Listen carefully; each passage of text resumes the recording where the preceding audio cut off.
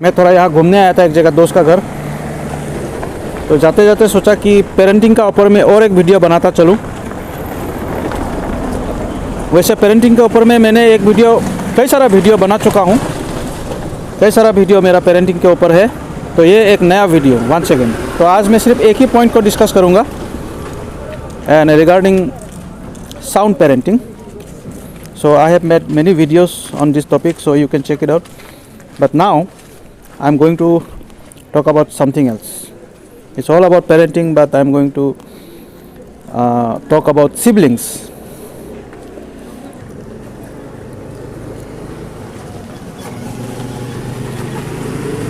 Okay, आपको जाते जाते मंदिर भी दिखा देता हूँ. I think this is called Kalibari, but eye is missing. Light नहीं जल रहा है.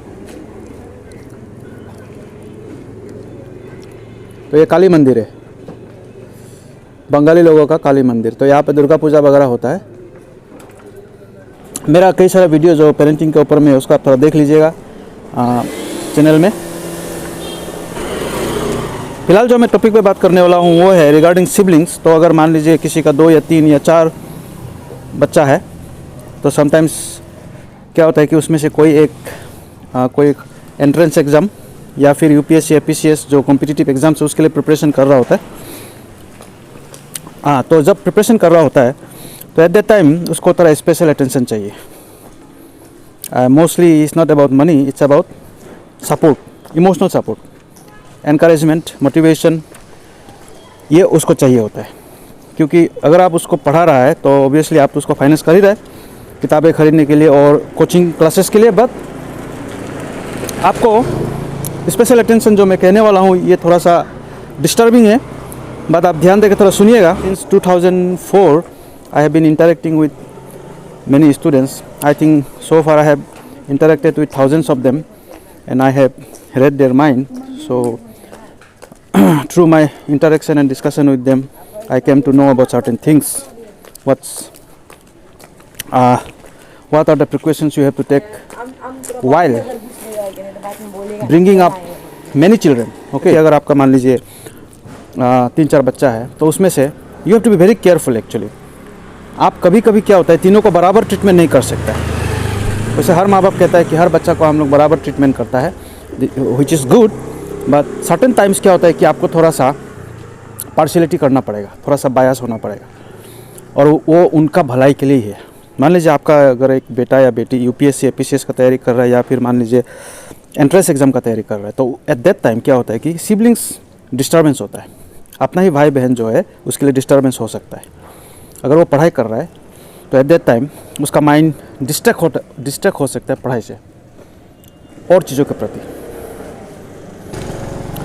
तो जैसे कि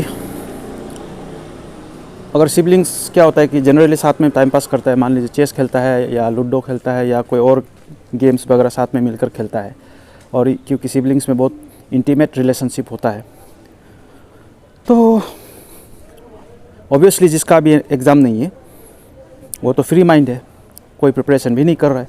लेकिन जो प्रिपरेशन कर रहा है, जो पढ़ाई कर रहा है, उसको वो खेलने के लिए माने एक तरह से क्या करता है, एंटाइज करता है, लुभाता है, चलो खेलते हैं, तो उसका माइंड डिस्ट्रैक्ट हो जाएगा पढ़ाई से. तो एट दैट टाइम आपको जो पढ़ाई कर रहा है उसको स्पेशल अटेंशन देना होता है, और जो उसको डिस्टर्ब कर रहा है उसको थोड़ा कभी कभार डांटना भी होता है या उसको दूर रखना होता है. मेरा कहने का मतलब ये है कि सिबलिंग्स को भी समय समय पर दूर रखना होता है. सो दोस्तों, मैं जहाँ आया हूँ मैं भी देख कर सरप्राइज़ हो गया कि यहाँ बहुत सारा कपड़ा का दुकान है.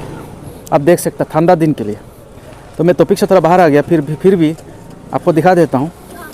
अब मैं तो पैसा लेके अभी नहीं आया, नहीं तो मैं भी कुछ खरीद के यहाँ से ज़रूर जाता.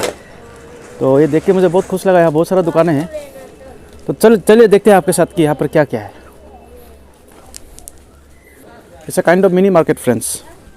सो लेट्स मेरा टॉपिक पे बात करते हैं. मेरा कैमरा मूव ज़्यादा कर रहा है क्योंकि मैं थोड़ा स्पीड चल रहा हूँ.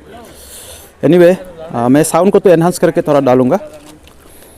तो मैं कह रहा था कि आपको उनको थोड़ा दूर रखना होता है, क्योंकि वो उनका ही भलाई के लिए. अगर एक प्रिपरेशन कर रहा है कोई एग्ज़ाम के लिए, तो आप बाकी सिबलिंग्स को उससे दूर रखिए.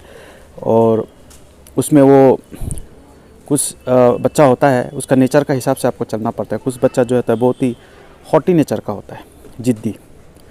तो ज़िद्दी वाला को भी आपको संभालना होगा।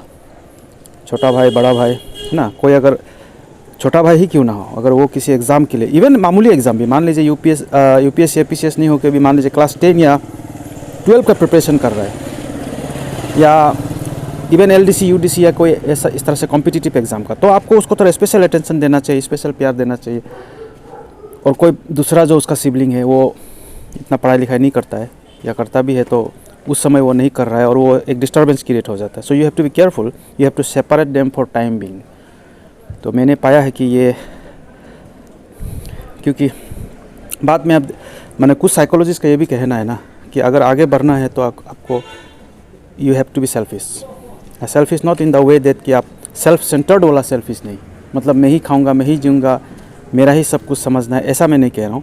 For time being you have to concentrate, you have to focus on your own set of goals.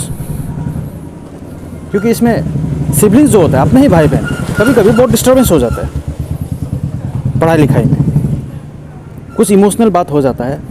तो देखिए, अगर घर के बाहर के लोग हैं तो उससे इतना डिस्टर्ब नहीं होता है, उसको आप भूल सकते हो, वो इमोशनली आपको इतना डिस्टर्ब नहीं करता है। किसी ने कुछ कह दिया, कुछ हो गया बात, तो माँ बाप अगर उसको बोले कि भूल जाओ तो वो भूला जा सकता है, वो बच्चा खुद टेक केयर कर लेगा। लेकिन जो घर के अंदर जो होता है बहसबाजी, कुछ इमोशनल बातें, तो उसमें बच्चा जल्दी रिकवर नहीं कर पाता है। अगर अपने भाई बहन के साथ कोई बहसबाजी या कोई मिसअंडरस्टैंडिंग, मिसकम्युनिकेशन हो जाता है तो उससे क्या होता है, पढ़ाई में डिस्टर्ब होता है। तो समय पर आपको जानना चाहिए कि कौन सा भाई को, कौन सा बेटी को, कौन सा बेटा को, बड़ा या छोटा, किसको कब फोकस करना चाहिए।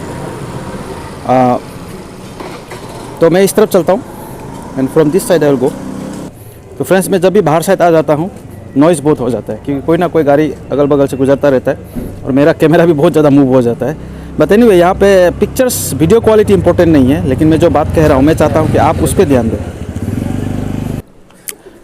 और बच्चा जो होता है वो नादान होता है, they may show certain traits of maturity, but still you consider them as children.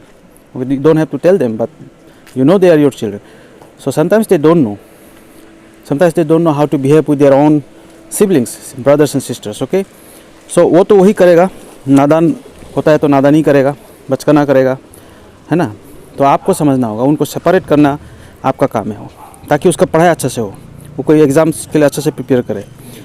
तो आप एक बच्चा जो नटखट होता है तो आप ज़्यादा अटेंशन उसमें देगा, तो दूसरा वाला का साथ डिस्क्रिमिनेशन होता है, दूसरा वाला पढ़ाई में फोकस नहीं कर पाएगा। तो मैं जिस गली से जा रहा हूँ, आई डोंट नो ये कौन सा सेक्टर है, बट एनीवे, तो ये गलियों को भी देखना ज़रूरी है, आपके साथ में भी देख लेता हूँ। एक ही बात का डर है फ्रेंड्स कि यहाँ पे मोबाइल छीनने वाला आजकल बहुत निकल गया। जो आपका मोबाइल इस तरह से अगर आप वीडियो बनाओगे तो मोबाइल लेके भाग जाता है, और साथ में बाइक से आने वाला भी है, जो बाइक से भी छीन के ले जाता है। तो वो एक डर है, तो कोई बात नहीं, लेकिन मैं अपना मोबाइल केयर कर रहा हूँ। बच्चे को अगर आप गर्दन पकड़ के नहीं पढ़ाओगे, यानी कि पुश नहीं करोगे, तो नहीं पढ़ेगा। छोटे बच्चे स्पेशली, बड़े बच्चे तो खैर फिर भी पढ़ लेता है अपने आप भी, लेकिन कुछ सिबलिंग्स बहुत नोटी होता है, बदमाशी करता रहता है, तो उससे भी क्या होता है कि बाकी सिबलिंग्स को भी असर पड़ता है पढ़ाई में। तो सेल्फिश बनने का मतलब ये नहीं है कि वो अपने भाई बहन को भूल जाए, उसको देखे नहीं, क्योंकि जो अपना करियर के प्रति, अपने जो फ्यूचर के प्रति सेल्फिश होता है तो वो कुछ बन पाता है, और जो सेल्फिश लोग होता है वही कुछ बन पाता है, और फिर वो अपने भाई बहन, दोस्तों को, अपने पेरेंट्स को भी बुढ़ापा में देख सकता है, अपने भाई बहन को भी देखता है। लेकिन कुछ सिबलिंग्स ऐसे होता है कि इतना नोटी होता है, हरकतें करता रहता है हर समय, तो उससे क्या होता है कि बाकी जो भाई बहन है उसको भी पढ़ाई में या करियर बनाने में बहुत ही मुश्किल का सामना करना पड़ता है, क्योंकि हम लोग एक दूसरे से इमोशनली इन्वॉल्व होता है। So happy parenting. पेरेंट्स को भी ये है कि अपने बच्चों को बराबर ही प्यार कीजिए, बराबर ही ट्रीटमेंट कीजिए, लेकिन समय समय पर उनके एग्ज़ाम्स के हिसाब से, उनके करियर के हिसाब से स्पेशल अटेंशन देना भी ज़रूरी है। और स्पेशल अटेंशन का मतलब ये नहीं कि सिर्फ उसको पैसा से फाइनेंस कीजिए, किताबें खरीद के दीजिए, कोचिंग सेंटर ज्वाइन करा दीजिए, बल्कि उसके अलावा भी आप उसको डिस्टर्बेंस करने वाले चीज़ों से भी दूर रखिए। तो ऐसा कोई किताब में लिखा नहीं है कि डिस्टर्बेंस सिर्फ बाहर के लोगों से, बाहर के दोस्तों से ही होता है। कभी कभी अपने रिलेटिव्स या अपने भाई बहन भी पढ़ाई में या करियर में बड़ा डिस्टर्बेंस होता है। That's why. तो मैं अपने वीडियो को यही समाप्त करता हूँ। Happy parenting once again. Thank you very much.